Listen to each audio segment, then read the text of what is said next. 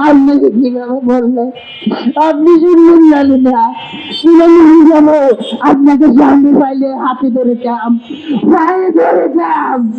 তবু আপনার থেকে আমি জাতীয়করণ আদায় করে ছাড়তাম বলেন সাংবাদিক ভাইরা আমাকে প্রধানমন্ত্রীর কাছে নিয়ে যান আমি ওনাকে হাতে ধরবো উনাকে পায়ে ধরবো যেভাবে হোক আমি ওনাকে রাজি করবো উনি এক মায়ের সন্তান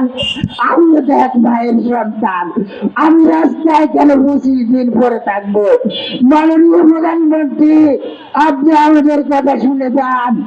আপনি আমাদের কথা শুনে যান প্রধানমন্ত্রী গো আপনাকে আমরা দোয়া করবো মনের থেকে দোয়া করবো সাহায্য ধরে দোয়া করবো সারা জীবন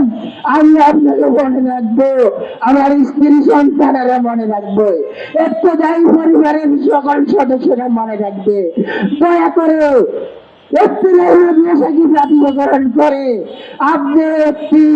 দৃষ্টান্ত স্থাপন করুন মাননীয় প্রধানমন্ত্রী জাতীয় ঘোষণা করুন মাননীয় প্রধানমন্ত্রী জননেতা জনাব তারেক রহমানকে অনুরোধ করবে তারুণ্যের অহংকার জনাব তারেক রহমান গো আপনি ইবতদায়ী মাদ্রাসাকে জাতীয়করণ ঘোষণা করুন এবং আপনার নাম স্বর্ণ করে জাতি সারা জীবন লিখে রাখবে আমার হৃদয়ে রেখে রাখবো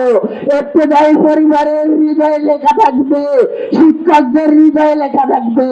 সারা বাংলাদেশের লেখা থাকবে দয়া করে জাতীয় ঘোষণা করুন দয়া করে জাতীয়করণের ঘোষণা করুন ধন্যবাদ সবাইকে।